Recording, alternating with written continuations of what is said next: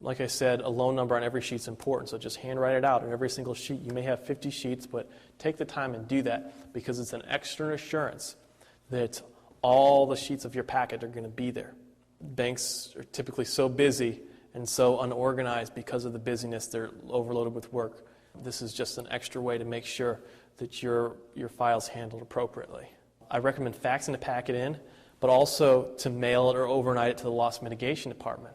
Put it in a nice, overnight envelope. It's more tangible, and sometimes it'll get there quicker and be processed quicker, just because of that. It's something tangible, and it's in a nice little packet, and it's all arranged, and it's the original, it's legible, and everything you can do to make your packet nicer increases the chances that a loss mitigator is going to pick it up and work on it first. For instance, if you don't include a full packet, that's like death to your deal, because most list mitigators are so overloaded with work that if a packet isn't immediately processable to its full extent and it can't be processed through to a short sale acceptance letter, it's just going to go to a bottom of a stack of 200 files. And that's supposedly the average amount of caseload that a single loss mitigator would have in this country, is 200 files. So it's just going to go to the bottom of that stack, and they're never going to get to it again. So never ever send a partial loss mitigation file. Just don't do it. Send the whole thing. Put your best foot forward. You don't get that many chances to do that. There are some ways that you can sometimes increase your success rate. Like I said, loss mitigators are overworked and underappreciated, and their caseload is tremendous. I heard of one person who would actually send a $20 gift certificate to a local pizza place in the city where they were sending the packet, and make a note to telling the mitigator to go ahead and buy pizza for his cubicle friends. That would definitely set your packet apart, I'm sure. Another idea is just to leave a voice message and say you're having pizza delivered to them tomorrow at 1 p.m. If you have, say, like a specific mitigator that you already know and you know where they work and which cubicle and all that, then you just call up a local pizza place and order by credit card and have them deliver it. Bribes get callbacks and get you noticed. I know a lot of investors who do a lot of deals over and over again with the same lenders will actually send flowers to the lady loss mitigators, or send them a really nice thank you note, and send praise letters to their bosses and stuff like that. And that keeps them remembered. One investor told me that he got in a chat with a mitigator over the phone, and somehow he mentioned a store he liked in the area. It was a lingerie shop, and he purchased him a $50 certificate, and his lowball offer got approved. What can you say? It's a story, but probably don't need to spend that much, making everything happen. Just a little bit of common courtesy, it goes a long way. Just a note, always, always, always, I already said, always include the entire packet. Do not piecemeal. What if you don't have a piece of information? This is another thing to think about. If you don't have a piece of information, let's say they request pay stubs, but you just got fired from your job. Well, then obviously you don't need to do pay stubs, but you can't just not put pay stubs in there because the loss mitigator is going to see there's no pay stubs, and you may have an explanation somewhere, but they're just going to see there's no pay stubs, and they're going to stick it at the bottom of the file. It's incomplete, dead. You will never talk to that loss mitigator again, okay? What you have to do, if you don't have an item and there's no way to get it, is to, for every single item, write an explanation letter so that there's a separate piece of paper explaining each item. And it should have a big old headline explanation, in huge 20, 30-point type explanation of why I don't have pay stubs, explanation of why I don't have a bank statement, explanation of why I haven't filed tax returns or why I don't have them. And some people have good explanations, some don't, but just the fact that that's there for the file and that they know it's there and they can work through it, that makes all the difference in having a mitigator continue to work on your file. One question I have that I'll be asked is, what if a bank says you don't need all that information? Just give us a purchase agreement and a HUD-1 and we'll be good. My experience is that most of the time they still ask for it at some point, all that extra financial information. And the only exception that when they won't ask for financial information is if you've already filed Chapter 7 bankruptcy. At that point, they're not allowed to collect against you personally anyways, so there's no sense in asking for your financial information.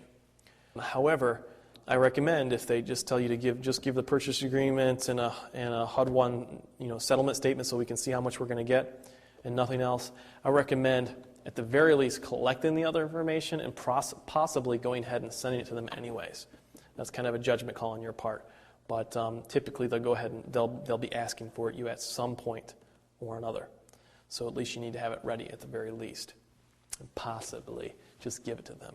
There's some optional negotiation tools that would behoove you to have ready. Okay? After you created the packet and you sent it in, you want to get to work on getting every piece of information that may be useful in justifying the value that you sent, depending on how low the offer is, your situation, and your house condition. You may want to have a list of comparable properties given to you by your realtors, like similar houses that have sold in the neighborhood or zip code, similar houses that are listed in the neighborhood or zip code. You may need to use only houses that are bank-owned or short sales for comparable properties because a short sale typically sells for a little less just because people know the situation and know that they're going to have to wait a little bit for it, so they want a discount for dealing with the trouble. You need to find other houses in that same situation to properly evaluate what it's really valued at. If you don't, a bank have appraisers out that don't do it properly, and so you need to have done your own research to be able to substantiate your offer. So to have a list of comparable properties, by your realtor can really help. If you're having a hard time getting the right value, you might have to go a little outside of your neighborhood or go back a year or two or maybe just limit it to 6 months, because if you go back farther, you're getting higher values because the market's dropped so much. And in a declining market, just so you know, typically a lender, if you're, say, getting a loan on a house, they won't even allow an appraiser to go back farther than 6 months to find a comparable sale for an appraisal report. Wherein if it's a good market, they'll go back a year plus sometimes. In a declining market, things are declining so sharply that sometimes even 6 months or 6 months comparable properties are too high. That's an argument you can make against, say, a realtor's appraisal that went too high and the bank's now wanting too high. Now, if for some reason you just can't justify the current offer you're working with based on comparable properties, you can see some of the other items on the sheet to see if there's a way to actually justify this offer. Sometimes you just can't, and you just have to present it and see what happens. You may get lucky. You'd be surprised, actually. One tool that you can sometimes create is something called a BPO report.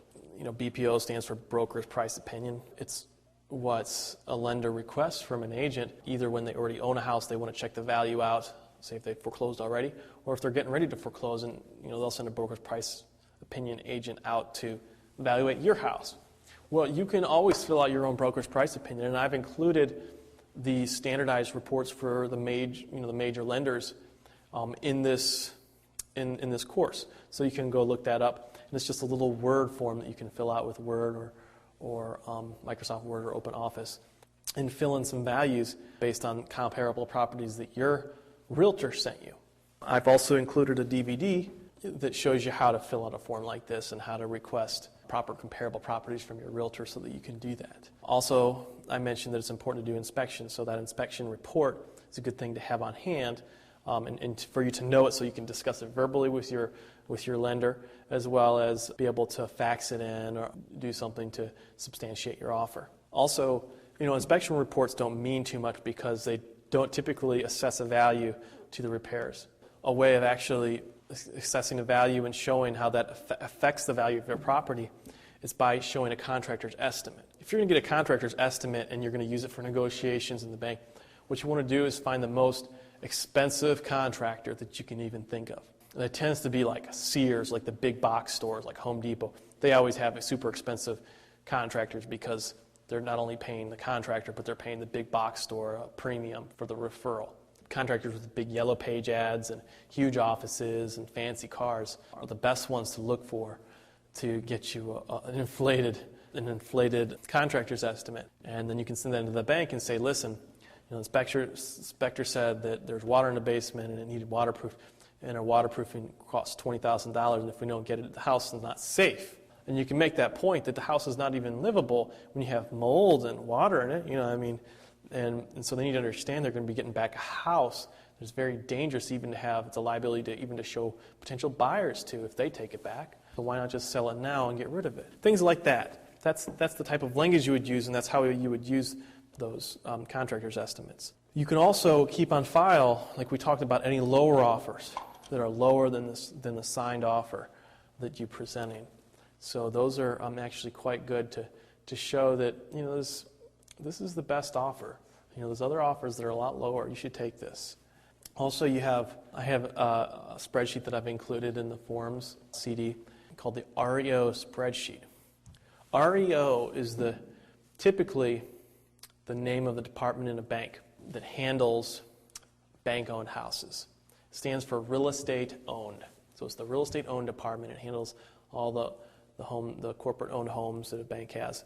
And so what you're doing with this spreadsheet is you do some calculations and you lay out some expenses and the predictions of when the bank's going to get the house back, what condition it's going to be in, what it's going to sell for when it's vacant and it's an REO and it's been vacant for a while and the copper gets stripped out of it, and you put in fees like the taxes, what are 8 months of taxes going to be, property taxes, and how is that going to affect what the bank nets out of it when they finally sell it, realtors commissions and stuff like that. You add all those in there and you show the bank that, hey, we have an offer now. It's going to net you X amount.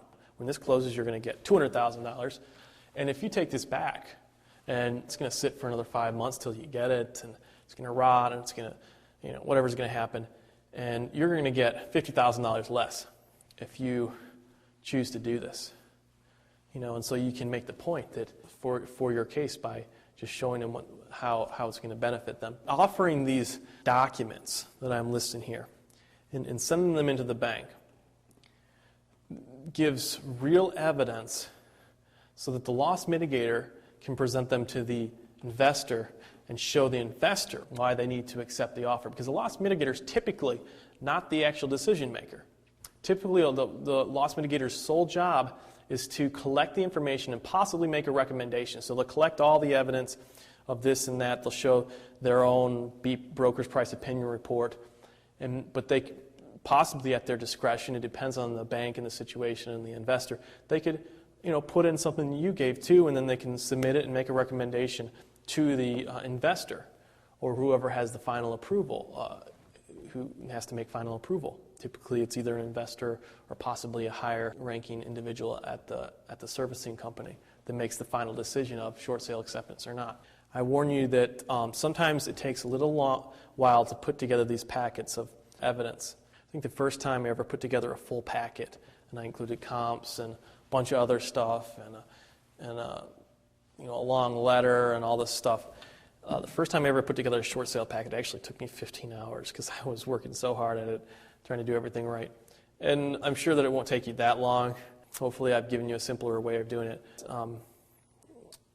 But it does take some time. So you should expect it to take time especially when you're putting together specialized reports and stuff like that you may not be used to doing.